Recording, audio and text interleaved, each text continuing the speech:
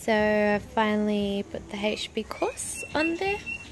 You can see a bit of that silicone that's kind of showing up out there. And I'm just going to turn on the bike. Don't judge me, my bike is dirty. I only cleaned it a week ago and I've been riding in the rain.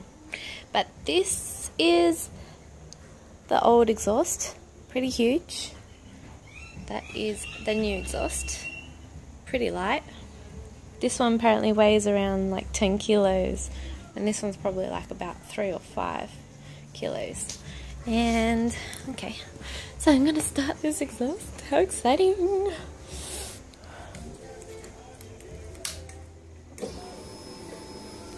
Just gonna put my phone down.